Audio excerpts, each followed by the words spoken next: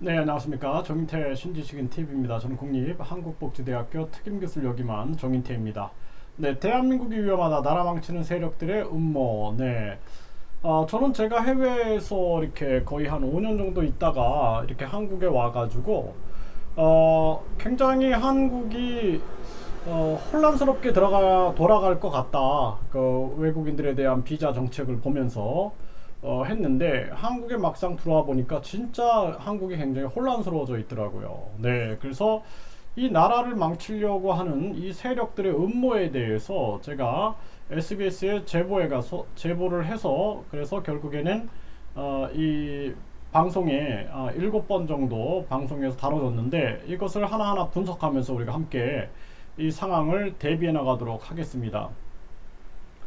네, 비자 브로커 발빠르게 검거한 베트남 정부 한국은 그리고 네, 한국 비자 브로커 검은 커넥션 불법 체류 유도까지. 그러니까 한국에서 불법 체류를 준비해주는 그러한 세력들 한 600만 원 받고 또 베트남에서 1000만 원 받고 가짜 비자를 발급해 주는데 이러한 또 영사들이 여기에 관여가 되어 있는 거예요. 영사들.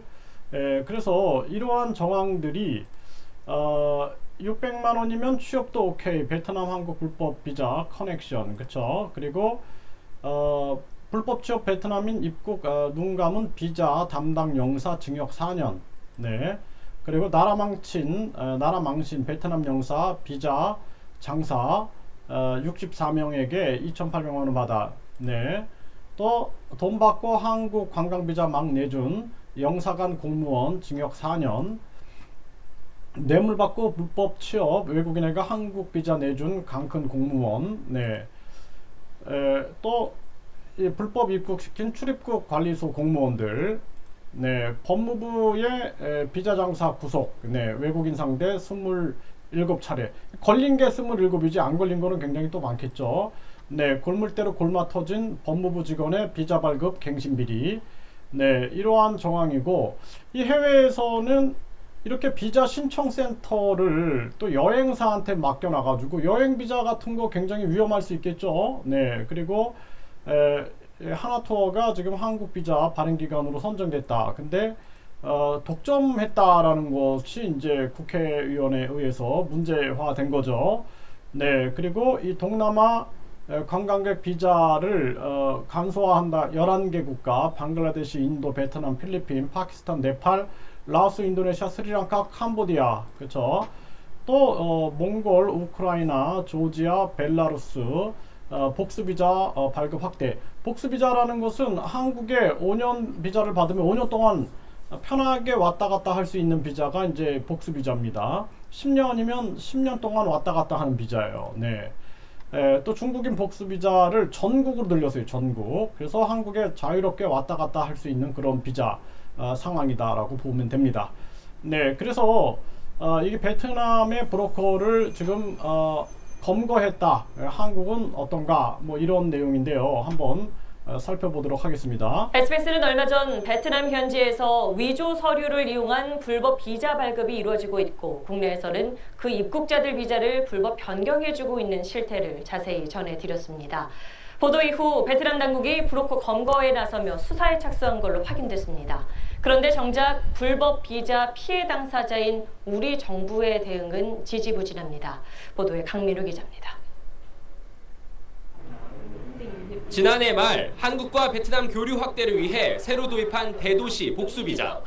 브로커들이 완화된 신청 요건을 악용해 위조 서류로 불법 발급을 돕는가 하면 한국 불법 체류까지 알선해주고 있다는 SBS 보도가 알려지면서 현지 언론까지 이 문제를 지적했습니다.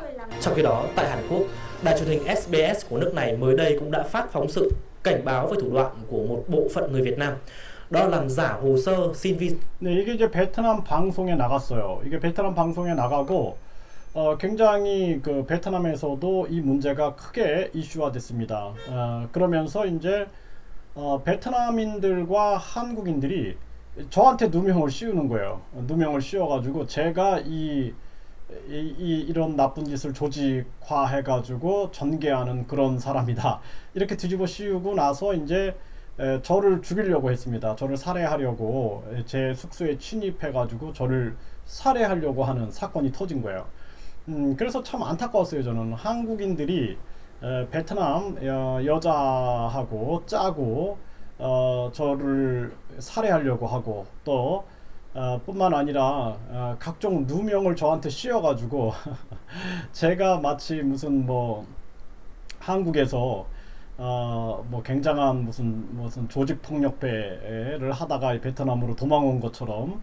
근데 저는 정가고 뭐고 하나도 없거든요. 교육공무원 출신에다가 교육하던 사람인데 그런 누명을 저한테 씌워가지고 저를 살해하려고 했는데 결국에는 제가 이제 베트남 법정에까지 가가지고 제가 승소를 했죠. 베트남 변호사도 제가 선임을 안 하고 제가 이제 승소를 하게 되는데 지금도 이때를 생각하면은 참 가슴이 이렇게 멍해 옵니다. 네, 그런데 제가 진짜 대한민국이 너무 걱정이 됐거든요. 이렇게 가다가는 대한민국이 위험하다. 그러니까 만약에 제가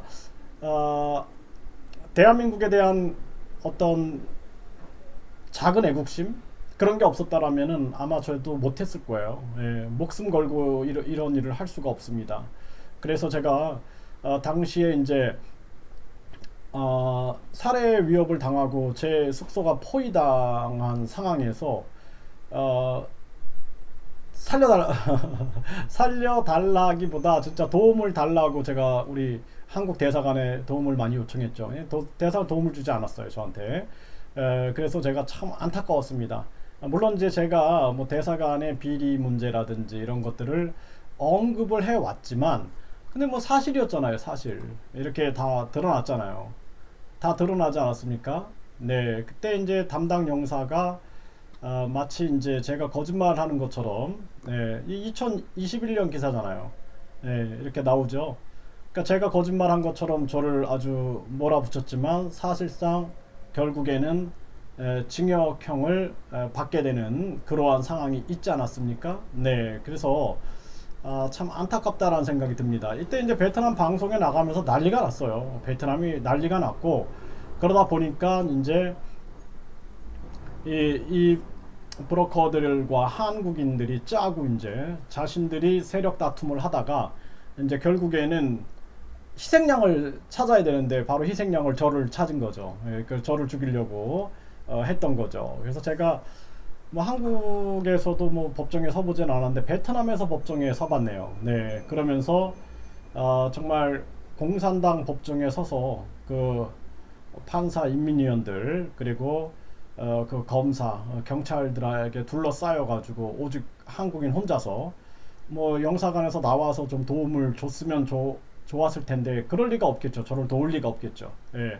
근데 결국에는 이제 승소를 했고 그리고 제가 이제 살아서 한국에 돌아오는데 공항에서 이 공항 직원분이 환영합니다. 안녕하십니까? 환영합니다. 라고 말을 듣는데 눈물이 팍 나는 거예요. 예, 눈물이 팍 났습니다. 그때. 그래서 와, 정말 내가 이제 조국에 돌아왔구나. 예, 그래서 반갑습니다. 환영합니다. 안녕하세요. 환영합니다. 라는 말을 듣는데 눈물이 팍 터져 나왔어요. 예, 그래서 내가 살아서 한국에 돌아왔구나. 예, 그랬던 적이 있습니다.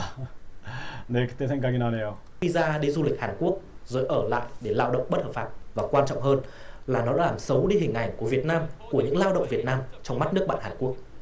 베트남 국영방송 VTV는 경찰 등 베트남 당국이 관련 브로커 4명을 구속하고 수사를 확대해 나가고 있다고 전했습니다. 발빠른 베트남 정부 대응과 달리 정작 불법 체류자 문제로 골머리를 앓고 있는 우리 정부의 대응은 지지부진합니다. 대도시 복수비자 신청 조건을 당분간 강화해 위조 서류에 대응하겠다고 했지만 브로커 손바닥 아닙니다. Được, luôn. Tí anh gửi cho em một cái anh vừa xử lý luôn. Lúc mà ở quận Thanh Xuân thôi. 국내 브로커 활동을 적발할 이민특수조사대 인력 확충도 절실하지만 여전히 논의하는 데 머물러 있고 한국과 베트남 이민 당국 간 공조도 아직 추진 단계입니다. 허술한 비자 제도가 교류 활성화는커녕 양국 간 신뢰만 해칠 수 있는 만큼 제도 보완과 함께 브로커 조직에 대한 철저한 수사가 필요합니다. SBS 강윤우입니다. 네, 이런 상황이죠. 네, 근데 이제 베트남에서 뭐 그 4명 잡았다고 뭐 다 잡은 게 아니죠. 네, 그러니까 뭐 할 얘기는 아닌데 굉장히 그냥 퍼져 있어요. 그냥 그렇게 굉장히 많이 퍼져 있다 이렇게 보시면 됩니다. 그래서 이러한 문제점을 이제 개선을 하지 않으면 대한민국이 위험하다라는 생각이 들었던 거죠. 들었고 그 당시에 이제 SBS 기자들도 제 신변을 굉장히 걱정을 했어요. 예, 그래서 대사관에도 여기 이 선생님의 좀 미워하지 말아라, 이 선생님 미워하지 마시고 신변을 좀 보호해 줬으면 좋겠다라는 당부까지 했고, 그래서 제가 이제 무슨 일이 있으면은 이 기자분들이 많이 도움을 줬어요. 대사관에서 어떤 문제가 있다 그러면은 대사관에 연락해가지고 도움도 많이 주고, 그래서 지금도 생각하면은 참 감사한 생각이 들고, 그리고 또 이 기자분들은 뭐 다른 걸 다 떠나서 그냥 저하고 참 이렇게 좋은 관계를 맺어서 이렇게 가는 그러한 모습 보면서도 참 제가 세상에 참 정의로운 그러한 기자들도 있구나라는 생각을 하면서 마음이 뿌듯했던 그러한 적이 있습니다. 네, 이거 대한민국 굉장히 위험하고요. 이러한 것이 진짜 전 세계적으로 지금 일어나고 있는 현상이다. 그리고 이들의 탐욕이 결국에는 대한민국을 망치고 있다라는 것을 고발합니다.